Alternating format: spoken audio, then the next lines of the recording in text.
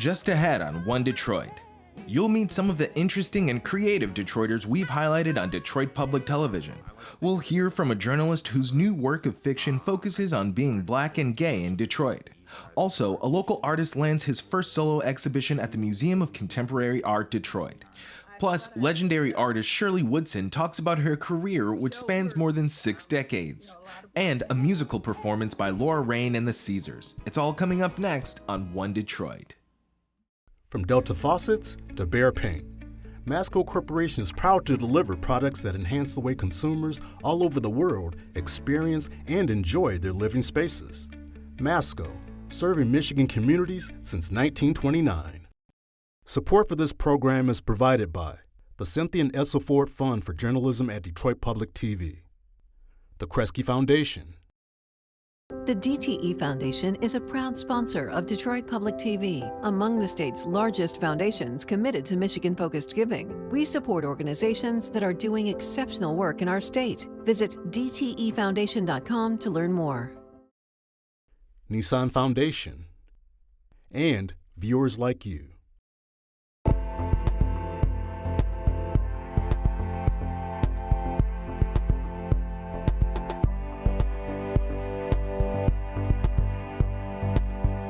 Just ahead on this week's One Detroit, we're placing the spotlight on Detroiters in the fields of art, music, and literature. Coming up, she's an artist, educator, and the 2021 Kresge Eminent Artist. Shirley Woodson sits down with American Black Journal's Stephen Henderson to talk about her career, her art, and her proteges. Also, Detroit native Sterling Toles explains the creative process for his unique style of art, which earned him a solo exhibition at the Museum of Contemporary Art, Detroit. Plus, Laura Rain and the Caesars captured the soul of Detroit in their music. We'll get a sample of their funky sound from Detroit Performs, live from Marygrove. But first up, journalist Aaron Foley has a new book out. It's the first venture into fiction for the native Detroiter who lives in New York and works as a senior editor for PBS NewsHour's Communities Initiative. Foley's novel, Boys Come First, is the story of 3 gay black friends in Detroit. One Detroit contributor, AJ Walker, caught up with Foley at his recent book reading.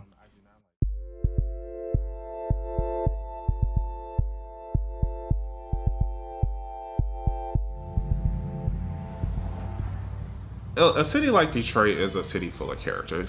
With writing about Detroit, you have an opportunity to talk especially about Black Detroiters, Black Midwesterners, types of characters you don't always see in literature all the time.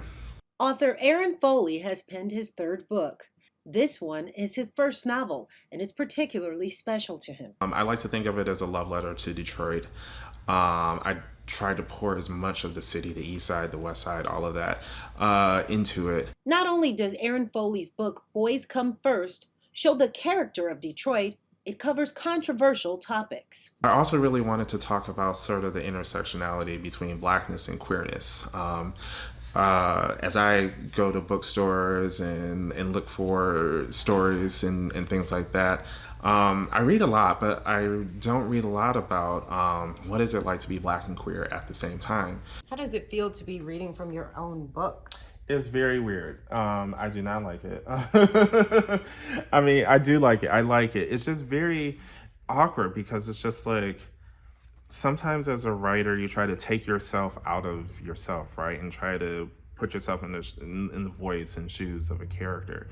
And so I'm almost reading like somebody else's words, and it's just like, wait a minute, did I write this or not? He hopes his own identity as being Black and gay can give a first-hand perspective that can provide valuable insight and an authentic experience for readers. There's an idea that we may not be quote unquote as masculine as the next man, and how sometimes, there's the expectation to code switch and not really live in our true selves. He writes from the perspective of a community that has been often ostracized, which is something he feels is important to achieving equality in marginalized communities. How important is it to have real, authentic representation? Because to me, I feel like for so long there has been a white male-dominated industry in the media, and these people select our representation, but that's not really true representation if it's not coming from people within that culture.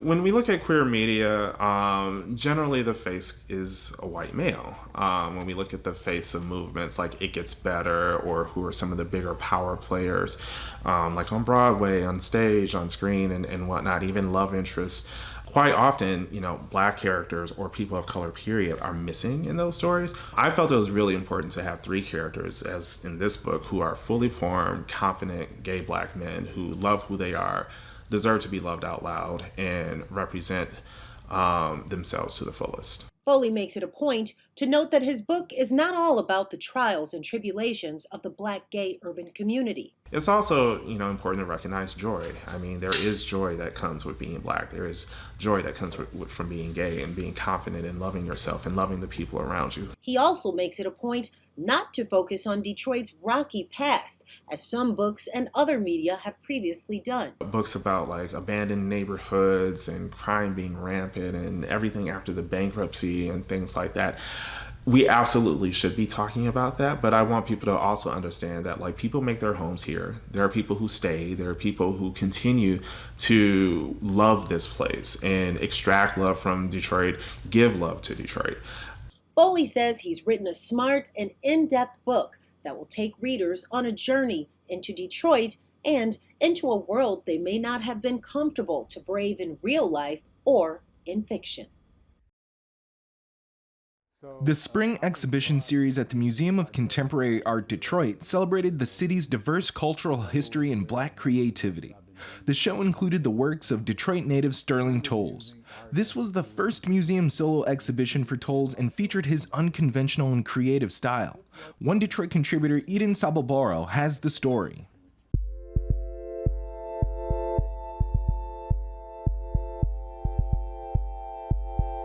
My process is doing whatever I have to do in the creative process to fully return to a space of love. I always tell people my work is not the work. What the work does to my humanity is the true work. My name is Sterling Toles. I am a cross-pollinating creative. So we are in the Mike Kelly Mobile Homestead at the Museum of Contemporary Art. And I have an exhibition going on here called Shelves.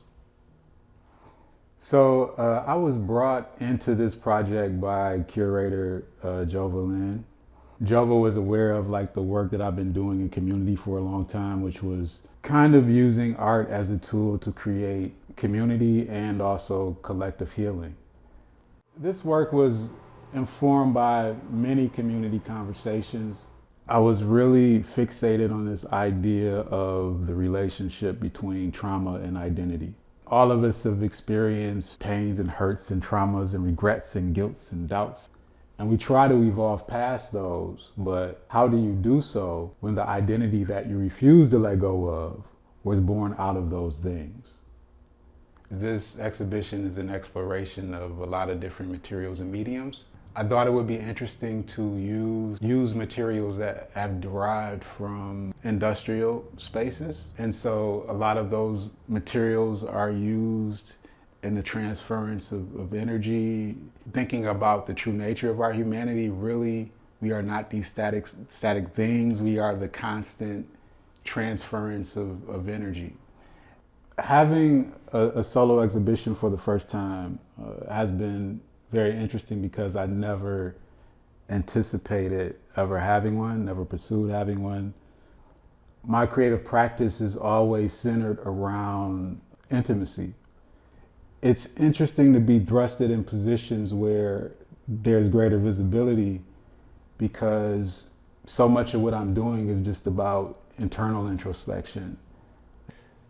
I wanted to do a few paintings as representation, or portraits as a representation of identity. But when I started to think about identity, I thought about the quandary of how identity doesn't allow us to see others fully. Oftentimes, we can only see the parts of people that support the perspective that our identity holds. And so there's often a partition between us where we don't fully see people and we aren't seen fully. And so I think it's just an interesting relationship to each other as we see only bits and pieces when we make eyes, or when we engage, or when we make contact, you know. It means everything to me to have my first solo exhibition in Detroit, because everything that I think I've done creatively in some way has something to do with Detroit. What got me interested in being an artist, I think, was the realization at a very early age that I could transform how I felt inside by me making things. I think MoCAD's goal for me doing this exhibition was to, I think, have somebody that is really in the trenches and community kind of create things that hopefully recharge and revitalize the people that really hold this city up.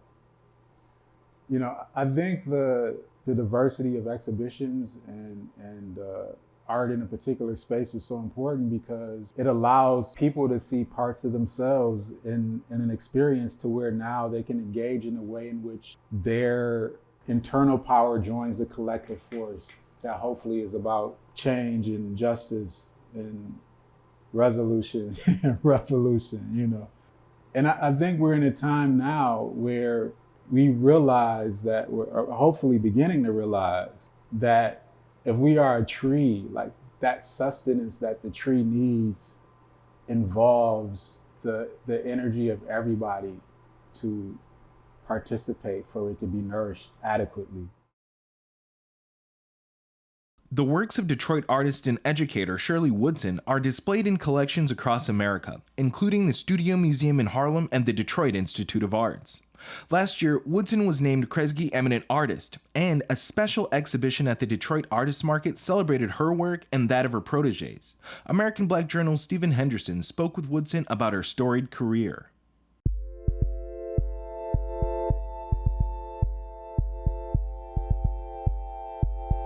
I would love to start with you telling me about how you got started as an artist. What was it that made you want to make this your life? I think an honor like this kind of inspires that question. You know, how did this all begin for you? Well, I guess as far back as I can remember, you know, other than my, you know, dolls and other toys, and that sort of thing. Certainly with school, my kindergarten experience, I guess, was probably my first, you know, actual realization that there was something wonderful out there that I wanted to do. Mm. And so it, you know, it just sort of carried me right on through. Mm-hmm. And for you, is art a vehicle for certain kinds of messages? I think many artists are using the medium that they work in to say something. Art for me was always a key to something else. You know, I learned history, or I learned to understand more about history through the art that I saw. That I think really, you know, it just brought about so many connections. When I was in school, you know, I took French. I was an art student by that, of course, by that time. But I mean, when I first took French, I said, well, if you take French, then you have to go where they speak French. Mm-hmm. And I didn't know anything about Toronto and all that. But you know, the source, certainly the art source, was Paris, was France. Mm-hmm. And, you know, I could go to the museum and see those works. And so that was always you know, that was also a destination point for me. Yeah. to see work. And anything that I studied, I could always make that connection through history, you know, China, the beautiful ceramic works of different periods, of course. So you also have a new exhibit at the Detroit Artists Market, which is one of my favorite institutions here in Detroit. Tell me about that exhibition and how you put it together. So I've been, working. I work all the time. My practice is ongoing, and so I had work that I was, involved with at the time, and so I thought I would show works, a lot of works that had not been seen before. I concentrated on drawings that I had not shown in a group in that way, and that had a real drawing exhibition. And so I was able to include, that work and other paintings related to my my theme. One of my themes is water, and I started another series. And so I was just sort of, just sort of gathered it together in that way. And then I also was showing some work that was really adventurous for me. I did 4 neon works, and that related to my writing. Mm-hmm. And so that's sort of how it all got pulled together. Yeah.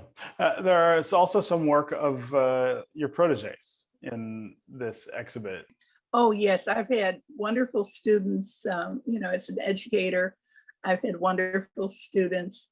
And since, as we've known each other for so many years, if I had for example, my student, Elizabeth Youngblood, we're of course colleagues at this point. And so when we talked together, I said, yeah, we went to Tappan together. And yeah, we had a class together at Wayne, or, wherever I was teaching. I had to refer to them in that way. I mean, they were students, but they were colleagues as well. Yeah.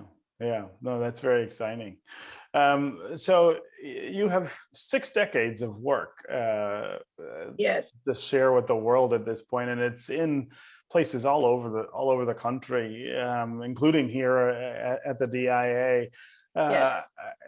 A lot of the work is, of course, telling the stories of African American life, and I wonder if you can talk some about how important that dimension of your work is.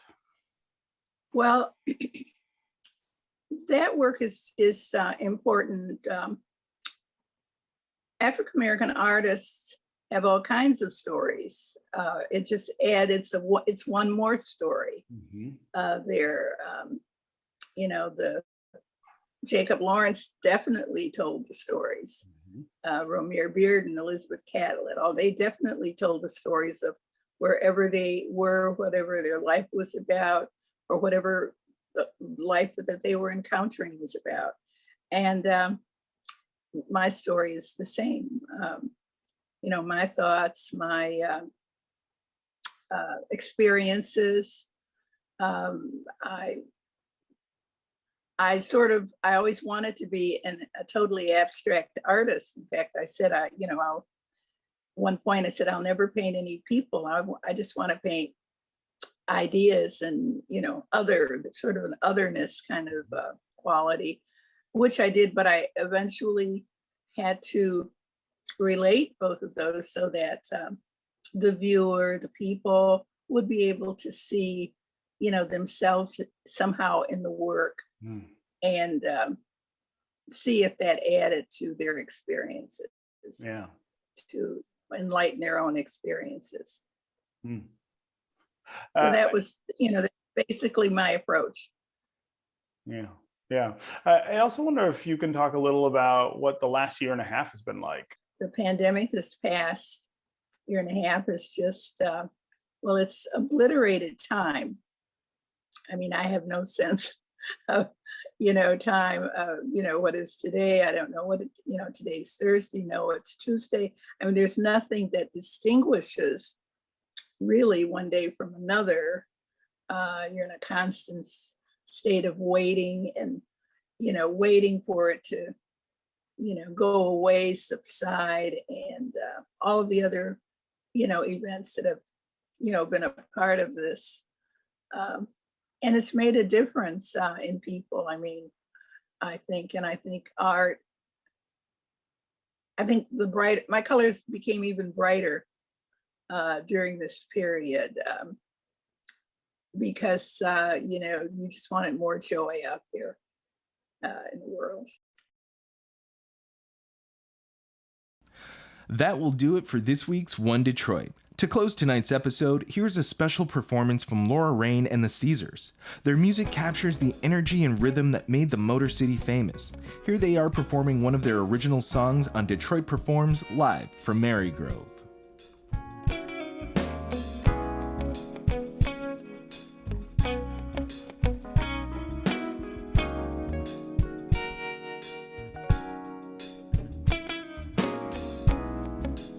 How could you know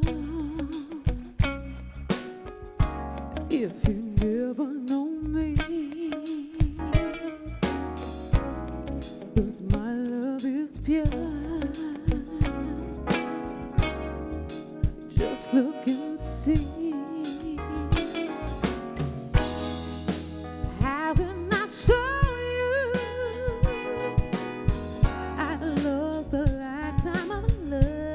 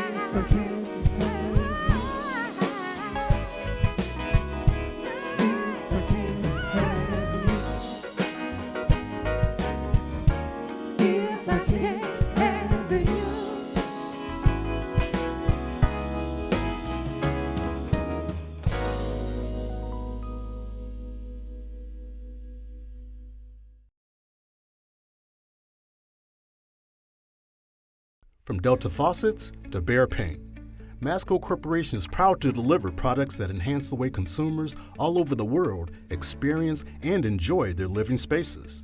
Masco, serving Michigan communities since 1929. Support for this program is provided by the Cynthia and Edsel Ford Fund for Journalism at Detroit Public TV, the Kresge Foundation. The DTE Foundation is a proud sponsor of Detroit Public TV, among the state's largest foundations committed to Michigan-focused giving. We support organizations that are doing exceptional work in our state. Visit dtefoundation.com to learn more. Nissan Foundation, and viewers like you.